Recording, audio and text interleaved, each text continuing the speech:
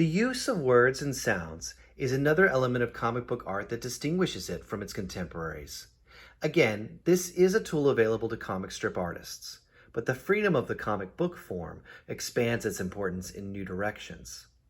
Different sorts of emphasis can be placed on words to achieve different effects, like whispering or dripping with sarcasm.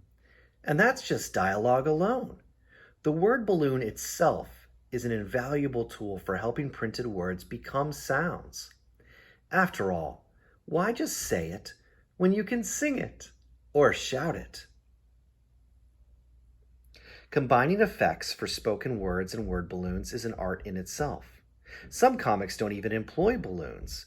This may limit the use of certain effects, but is compensated for by the fact that it gives an air of originality, a touch of style that marks a body of work. These are all conscious considerations in creating comics, and comic books in particular. One only needs to look at some of the work of Howard Chaykin to see how profound a role lettering can play in comic book art. One wouldn't think that lettering would have a profound effect on the overall mood of a comic book, but it can. A dark, gritty horror story would seem silly if all the dialogue were lettered in a bouncy circus-themed font, for instance.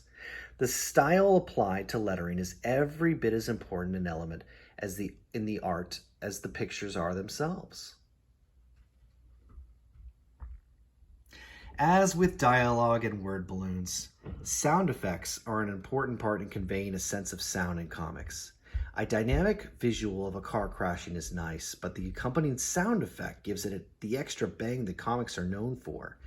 This is, with just about everything else I've discussed so far, a matter of personal style and taste. The choice to use sound effects is always up to the comic creator, but they are a tool that is available and widely used in comics. Sound effects can interact with the art itself and be as wild as the letterer or artist wishes. Even understated sound effects can be used to great, often humorous effect. Thus, while comics may not have the luxury of digital Dolby surround sound, a crafty comics creator can create a fairly reasonable approximation.